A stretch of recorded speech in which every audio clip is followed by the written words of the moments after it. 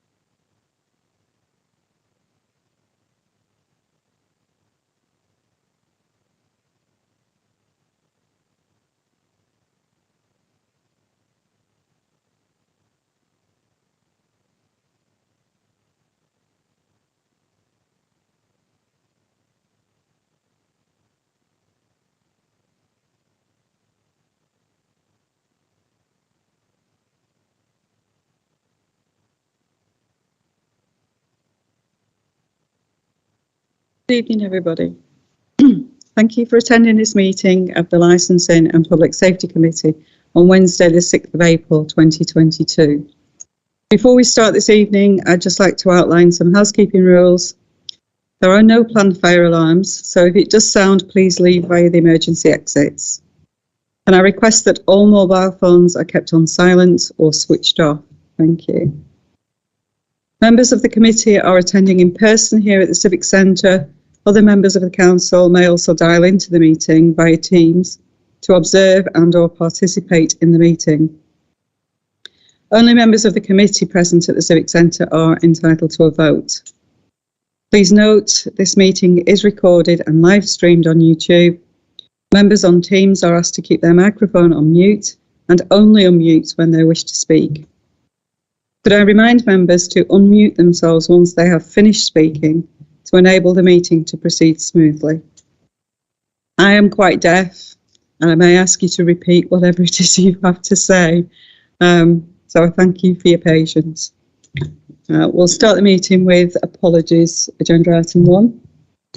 Yes, Chair. We've had apologies from Councillor Jane Bell, Councillor John Rainsbury, Councillor Paul Wharton-Hardman and Councillor Jackie Mort and Councillor Rainsbury. We do have Councillor Margaret Smith attending this evening as substitute for Jackie Mort as well. Right, do we have any declarations of interest? No? Okay, we'll carry on. The minutes of the Licensing and Public Safety Committee, I have the minutes before me from the 8th of March 2022. I did note that Councillor Mrs Smith was not on the attendance, but she was and contributed to the voting, so that could be amended. Any other comments?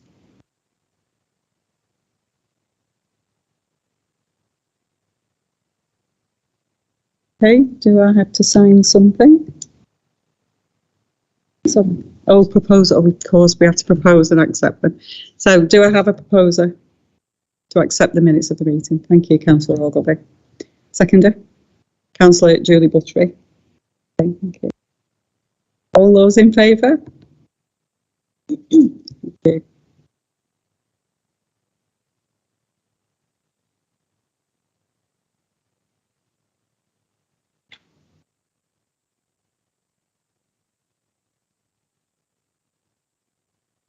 Did we not actually sign things? Forgive my naivety. Through you, Chair, the minutes will be amended and then they'll be signed on the next occasion. Thanks very much. Okay, so we move on to item 4, which is kind of a convoluted, so I'm going to hand that report over to Chris. Thank you. Thank you, Chair. I've got PowerPoint to present to you. I'll just on screen now.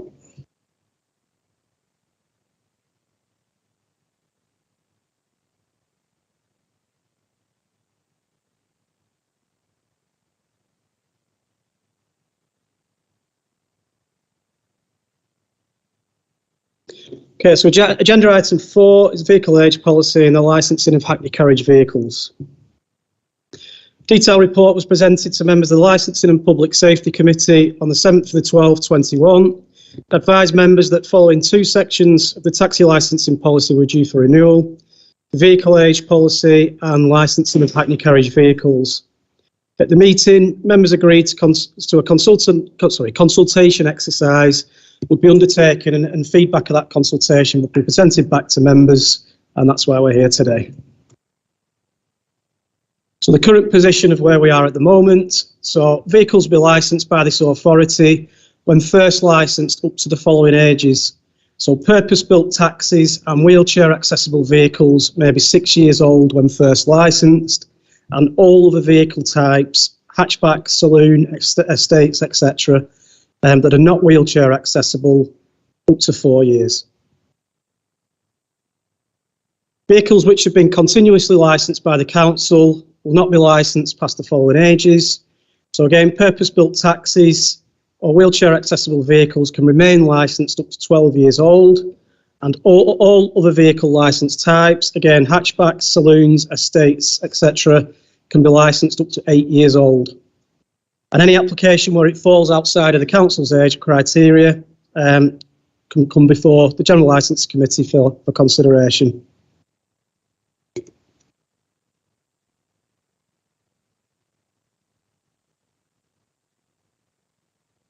Since 2015, Sufferable Borough Council has only licensed new Hackney Carriage vehicles which are wheelchair accessible. Currently, Hackney Carriage vehicle licence holders issued on before the 21st of October 2014 may replace their vehicle with either a non-wheelchair accessible vehicle or a normal type saloon vehicle. That can be transferred from person to person, but currently that's the only amount of Hackney Carriage saloon vehicles that we currently licence.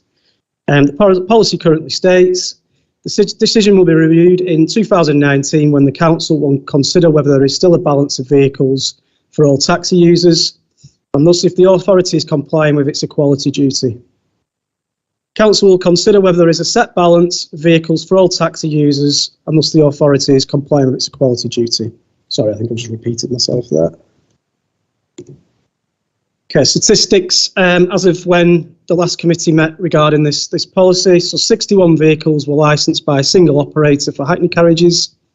44 vehicles were licensed as owner-driver vehicles or with other operators, with 14 of those vehicles not linked to any operator at all and being fully owner-driver vehicles. 24 Hackney carriages were wheelchair accessible vehicles. The question is now, is there still a need for a grandfather rights policy regarding the licensing new Hackney carriage vehicles? The main objective of the grandfather rights policy in 2015 was to restrict the amount of non-wheelchair accessible Hackney carriages and to increase the number of wheelchair accessible vehicles operating within South Ribble. Since then, the only way to licence a new Hackney carriage vehicle through this authority has been to present the council with a wheelchair accessible vehicle. Unmet demand survey. So to assist with the renewal of the age policy and the licensing of Hackney carriage vehicles, the former head of licence had instructed an external review of the current taxi licensing policy. The review identified key points to address in regards to what policies should be revised within the vehicle policy. The unmet demand survey had many points to take into account when deciding on a way forward. So relevant recommendations that were set out within that unmet demand survey. To revise the current restrictions on new Hackney carriages to encourage hybrid and electric vehicles to be added to the fleet, retaining the option for wheelchair accessible capable additions, but encouraging these as air quality friendly as possible. In the medium to long term, move towards removing the different age policies between wheelchair accessible vehicles and saloon vehicles from both sides of the trade, finding ways to ensure that the current Hackney Carriage wheelchair accessible capable fleet is not diminished. Current total is not a particularly air quality friendly. They're just 3 hybrids and no electric vehicles on the whole fleet. This was actually as the report was conducted in 2019. None of the present wheelchair accessible capable fleet would pass the future clean air zone changes, and many of the wheelchair accessible capable vehicles are amongst the most polluting vehicles on our fleet. In December 2016, the Council formally adopted the Sufferable Air Quality Action Plan. This document was produced as part of the Council's legal obligation under air quality and identified a number of actions and measures that the authority would undertake to improve, maintain and protect the level of air quality throughout the borough. These measures included to encourage the uptake of low emission vehicles and reduce the age limit of taxis within the borough. Some areas in the country have begun to implement clean air zones, and some of these areas are known as charging zones whilst others don't supply them. So on the back of that, a commitment was made as part of the 2019-20 licensing work plan to revisit the age policy with a particular emphasis on vehicle age emissions. Currently, nothing within the policy promotes an incentive for drivers to choose more efficient, less polluting vehicles. As per the policy that was presented to committee on November 2019, the total number of vehicles consisted of 256 vehicles. 89 did not meet the EU standards for emissions, and out of 89, 76 of those were wheelchair accessible vehicles. Again, the policy does not promote any incentive for licensed drivers to put on the fleet low polluting vehicles, and only wheelchair accessible vehicles is promoted. In 2015, the fleet consisted of a small amount of wheelchair accessible vehicles, and this needed to be addressed. Council still has a duty to make public a list of wheelchair accessible vehicles designated for the purpose of Section 165 of the Equalities Act. It still needs to make sure adequate vehicles are available to wheelchair-bound passengers. Section 165 of the Equalities Act imposed duties on drivers of designated wheelchair accessible vehicles when dealing with disabled passengers travelling in those wheelchair vehicles, or a person who wishes to be accompanied by a disabled person in those vehicles. The duties are set out in Section 165(4) are as follows: to carry passengers whilst in the wheelchair, not to make any additional charge for doing so. If the person chooses to sit in the passenger seat, to carry the wheelchair.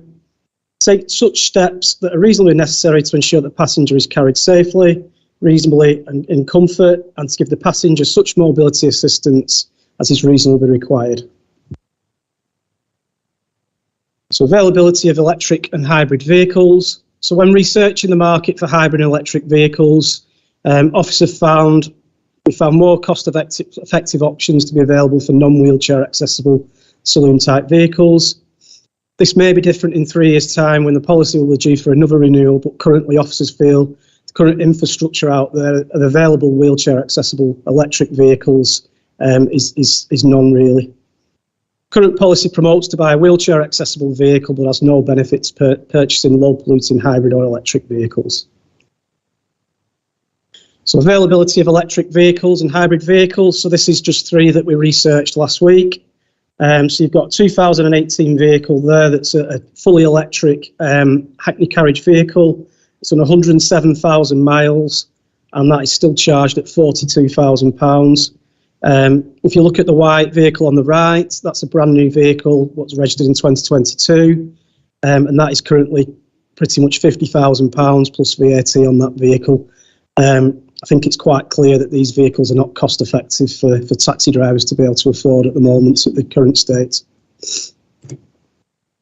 The current policy will only permit a hybrid low polluting Toyota Prius to be licensed as a new private hire vehicle up to 4 years old and then remain licensed up to 8 years old. It won't allow the low polluting Toyota Prius to be licensed as a Hackney Carriage vehicle as it's not wheelchair accessible. That would be unless it was replaced by somebody who has a current licence that's got the grandfather rights where they've currently got a saloon type vehicle. Whereas a transit van that's been adapted to meet the needs of a wheelchair accessible person could be licensed up to 6 years old and stay licensed up to 12 years old, and could be licensed as a new Hackney Carriage vehicle at any point during that period. It's quite clear that a transit van is going to be a high polluting vehicle and a Toyota Prius that's obviously a hybrid vehicle. But the current incentive with the policy would be to license the transit van and not the Prius. An incentive for more low polluting, extremely low CO2 emitting vehicles is required within our policy.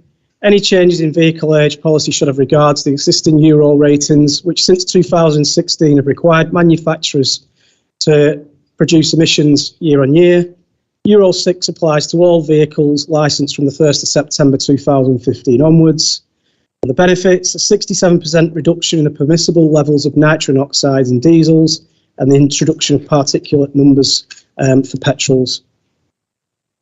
According to figures from the Society of Motor and Manufacturers and Traders, Euro emissions have a significant influence on reducing emissions.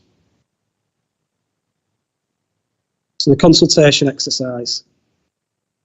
So the vehicle age policy, option 1, we received 45 responses. Option 2, no responses.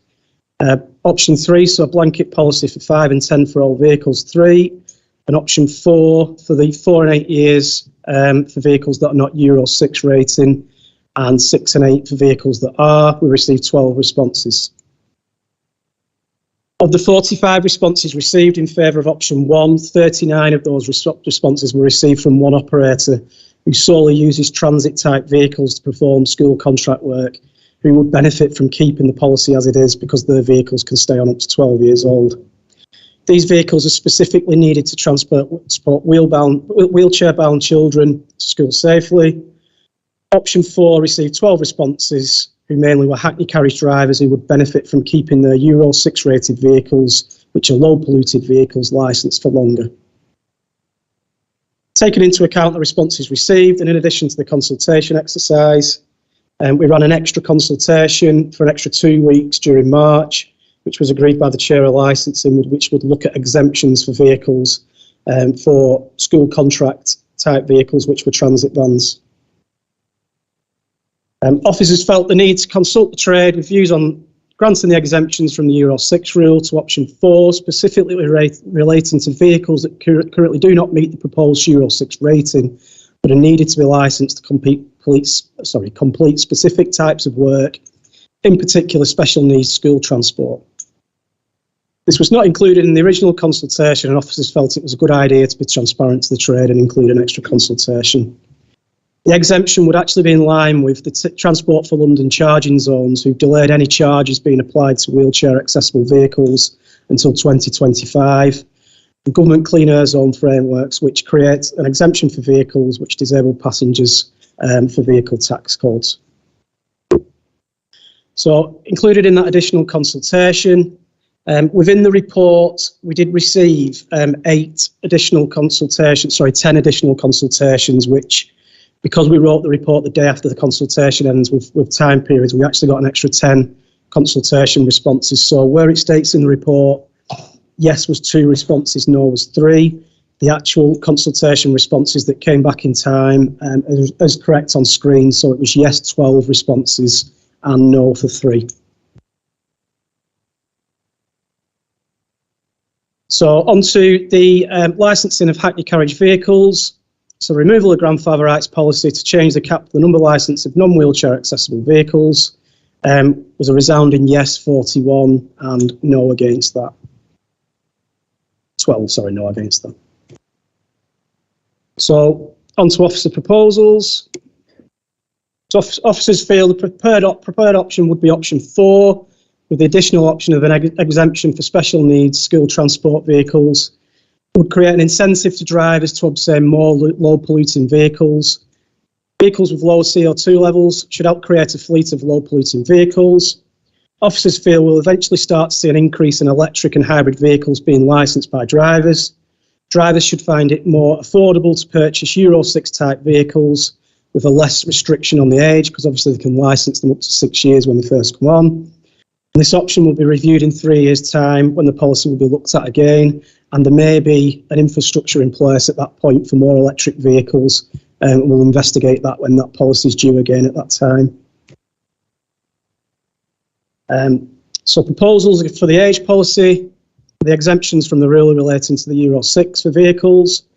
Officers propose to grant an exemption for vehicles that perform special educational needs work.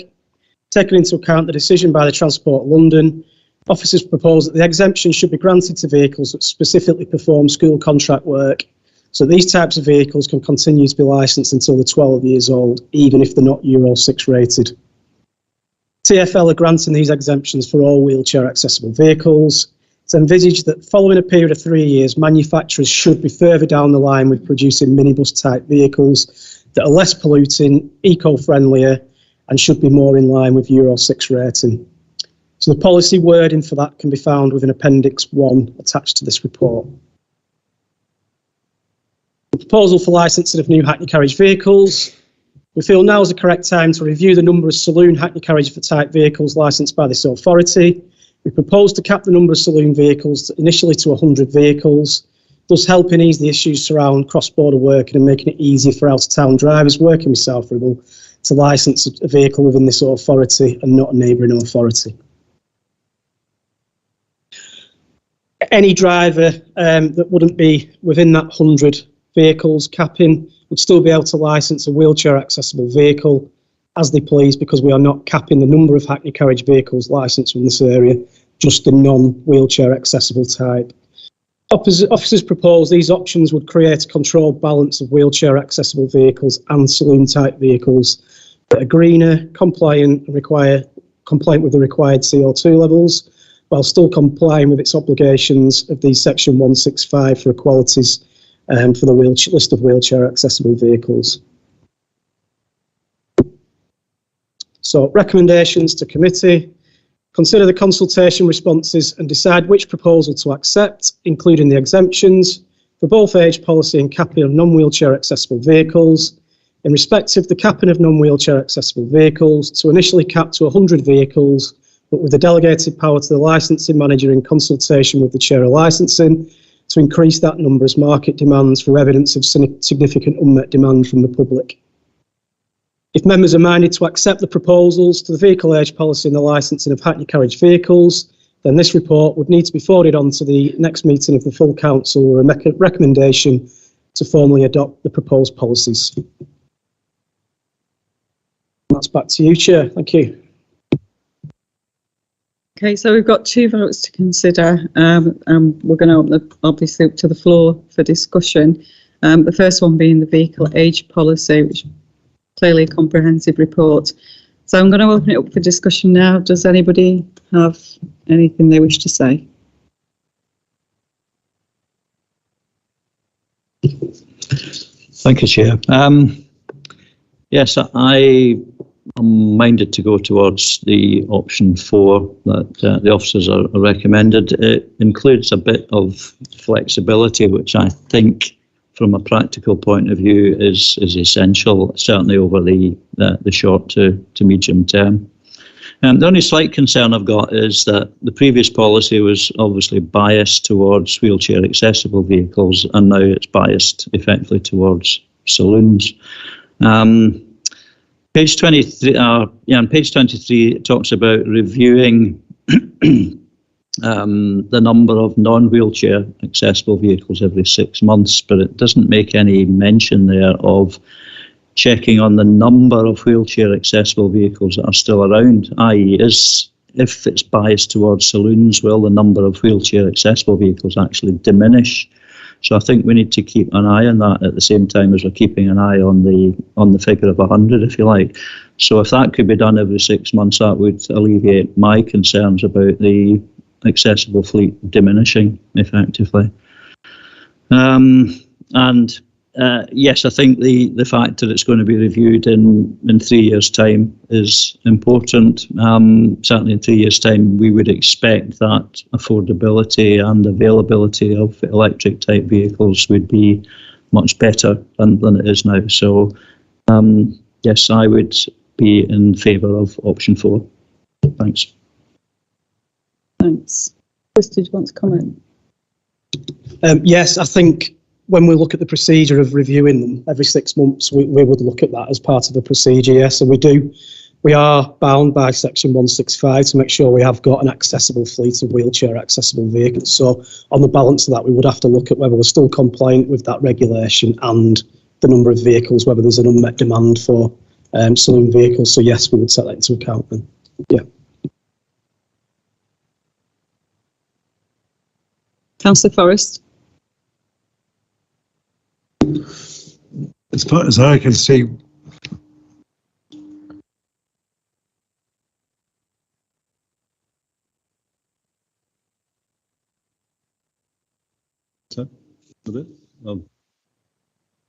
Sure, even by you, Madam Mayor. Right. I mean, as far as I can see, isn't that by 2030 we've got to we can't buy new diesels? Does that apply to taxis as well? Does it mean that by 2030 somehow or other we're going to have to produce taxis? Because that's going to be the only wheelchair vehicle that's going to be available, isn't it?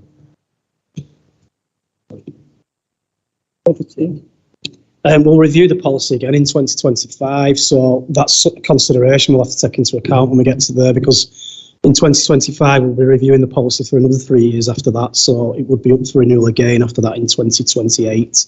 So I would presume we'll know more about that when we get to that point, but that will be something we'll have to take into consideration there. I think the current infrastructure of available vehicles, there isn't anything available for drivers at the moment, which are Hackney Carriage type vehicles that are electric vehicles. Like we had in the PowerPoint, the cheapest one we could really find was about £48,000, and you can't be expecting taxi drivers to afford those. If I bring Justin in, he's our kind of technical expert on the age of the vehicles at the moment, so I'll put you on. I think what Councillor Forrest is referring to is manufacturers will no longer be producing diesel and petrol vehicles from 2030. They will still be on the second-hand market, but the manufacturers themselves will not be producing them anymore. That's all I wanted. There's no plan afoot to exempt taxes from, because from what you're saying, it just looks like a degrading course of into disappear. Yeah, I just would echo what Chris has said. I think because the policy is reviewed every 3 years, we will look at what the availability of vehicles is at that point. I think the previous head of licensing intimated that we would want to go to a less polluting vehicles, but there just literally is not the infrastructure there at the moment. I think that will be ramped up in the next 2 or 3 years. Hopefully. And that's what government are implying. And that's to leave everything. Well, this is it, and it seems to be high on the agenda as well, I think, of central government at the moment. So it's just to watch this space, really. Derek, contrary to popular belief, I can't hear you if I can't see you and you use a microphone. Is that all right? Please. I apologise, but it is a need. Thanks. I think in response to your councillor is that we're looking at this policy probably for the next 3 years, and then we'll review it again and again. So I think that is an issue we're going to definitely have. I'm going to have to address, but it is going to be further down the line. So we're looking at what's going to be available to our drivers over the next 3 years and what's possible for them to buy. So I think where we are now is the only way we're going to get any sort of air quality restrictions in place on our taxi fleet is to say Euro 6 vehicles for now, because there isn't that infrastructure in place for electric vehicles because they're just not there. They're not affordable at the moment. Councillor Mrs. Smith. Thank you. I do think it is a worry that this policy was put in 2016. It was supposed to be reviewed in 2019, and that has now slipped to 2021 because of various reasons, I presume. And now we're talking about 3 more years on top of that, which is 2025. We're getting very near to these deadlines. And as Councillor Forrest has said, we're getting to the stage where we could very much have a degrading fleet, and real difficulty for the taxi drivers. And I appreciate that the price of electric vehicles and hybrid vehicles at this moment in time are absolutely beyond what they would want to buy because of the profitability you possibly could have in there. But nevertheless, I'm wondering whether to review it in 3 years' time is actually too long, and whether we should be thinking we should review it a little bit sooner, or keep looking at it more as a rolling programme on an ongoing basis to see if things are improving and how we can, because our climate change policy is zero by 2030, when there's no way we're going to meet that at the rate we're going with the taxes. So I just wondered whether there was, you felt it could be possible to think about, looking at it a bit sooner than the 3 years. I think the normal review process for the taxi licensing policy is every 3 years, but if you wanted to vote it in as long as Taz is happy legally, we could say that we would review it again in a shorter period. I can't see that being a problem unless legally, Taz, is that okay? Through you, Chair, that's absolutely fine. I think the only comment I'd make is when it comes to policy, obviously the council would always review as and when things come up. So I think it's a continual thing. So yeah, it should be fine. Obviously, even if it's less than 3 years. I was just thinking it should have been done in 2019. It's now been pushed back 2 years. If we could maybe shorten that gap, it might be helpful as a general way to the taxi drivers themselves, I'm thinking, more than ourselves. Through you, Chair, just a comment that I'll make is in respect of, obviously, this report will actually have to go to full council for approval as well. So subject to that, yeah. I mean, I don't have a problem with it from a legal perspective. So are we talking about putting another time limit in or keeping it as a rolling programme?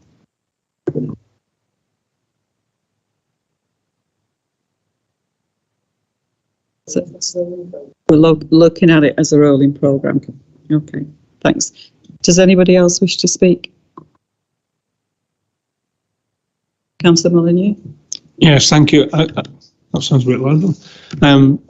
I agree that it's important that we actually do that. I'm glad you've added it as a rolling programme, because it is very important that we just make sure that we're not going to lose out. And as Councillor Smith mentioned there, we've already lost a few years. And I think we need to get back on track before we start doing that. So if there's a review as early as possible, and then maybe 3 years after that, or as we say, just a rolling programme, it is important we do that. I think we should, when it goes to full council, it should be mentioning that we're doing that as well.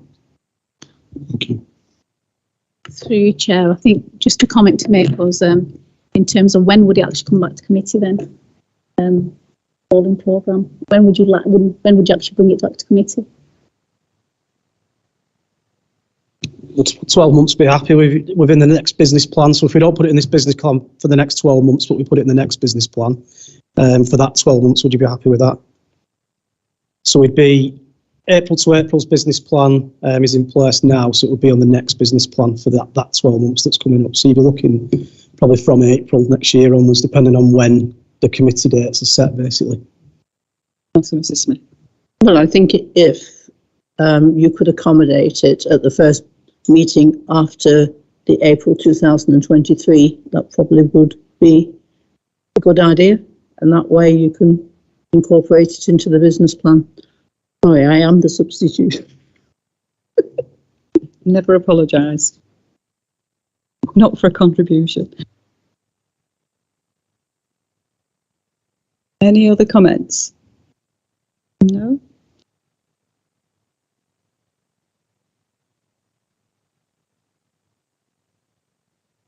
Okay, so we'll move to officer recommendations. Would you like to read that? Through you, Chair, I think you need a proposal or a seconder in respect to the officer recommendation, if that's what members wish to put on. Would you like to propose? So that was Councillor Ogilvie proposing the officer recommendation. Yeah, but before you say that, can I just check that on on the recommendations in the report, there's a blank against number 4. I'm guessing it's just finger trouble, but I just want to make sure there's no recommendation missing that we need to have in the report.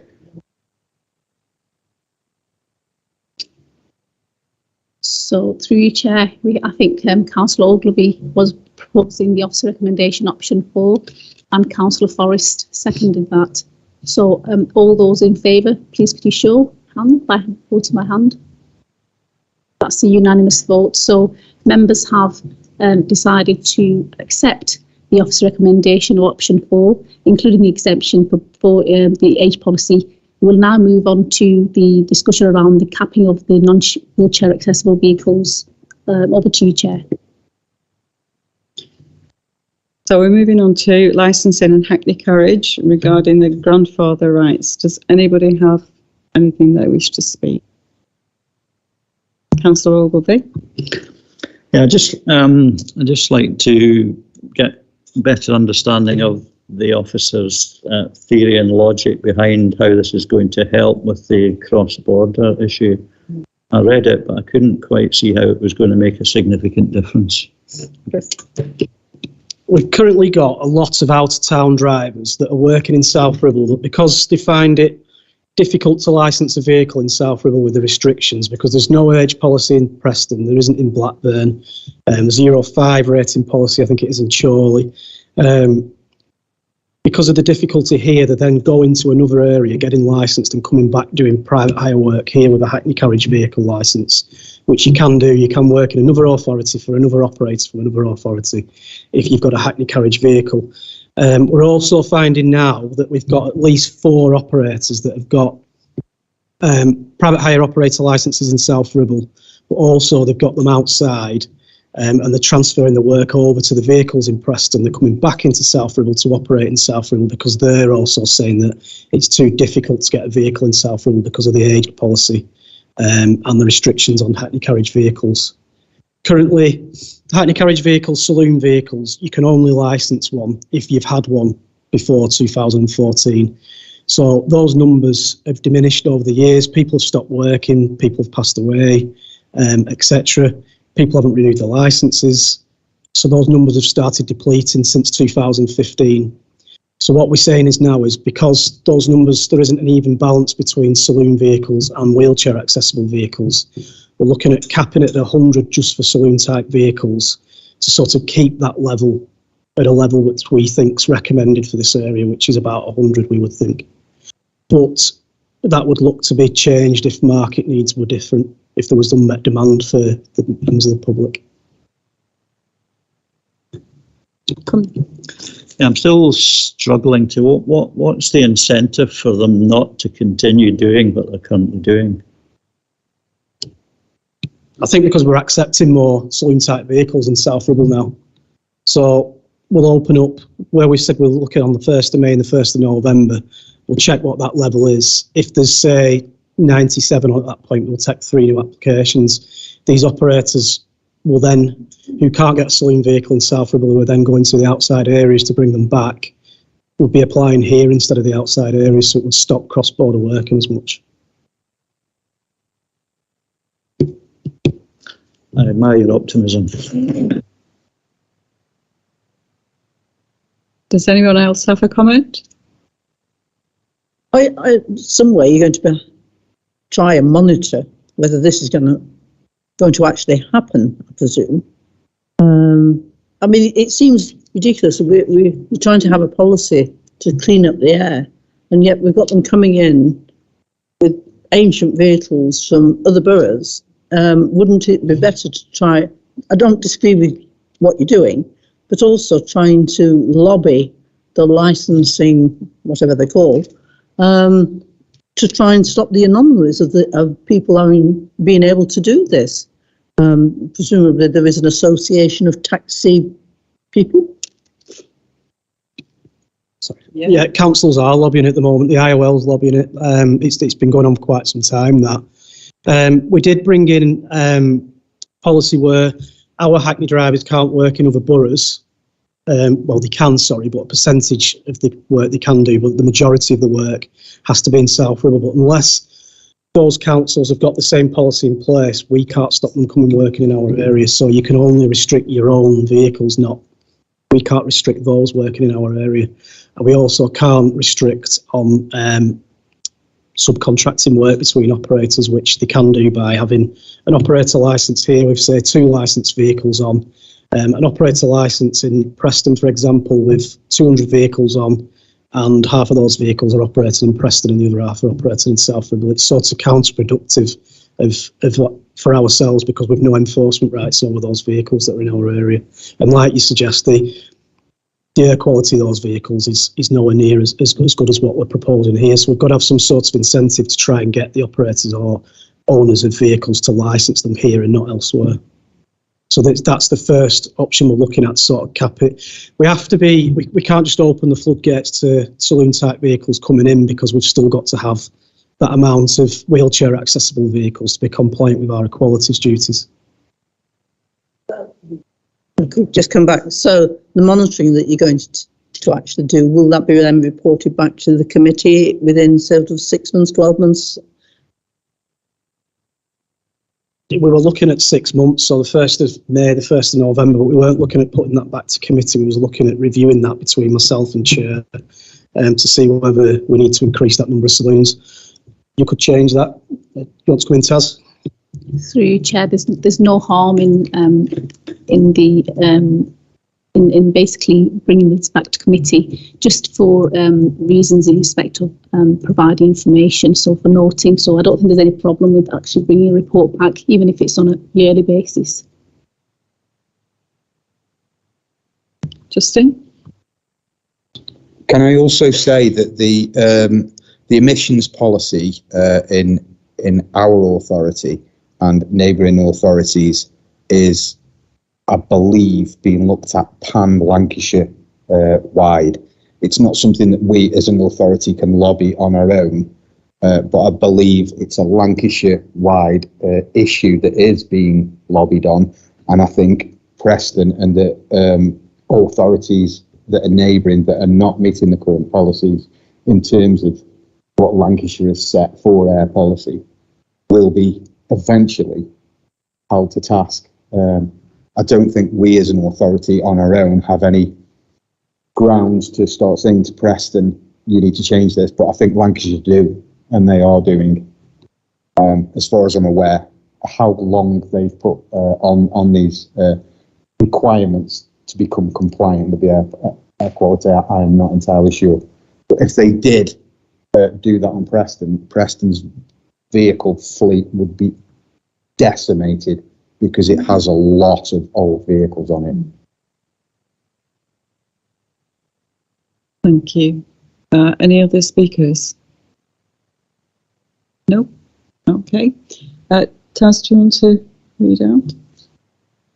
Thank you, Chair. So do we have a proposer in respect of the proposal made by the officer in respect of the capping of non-wheelchair vehicles to initially cap to 100 vehicles, but with a delegated power to the licensing manager in consultation with the chair of licensing to increase the number as the market demands through evidence of significant unmet demand from the public?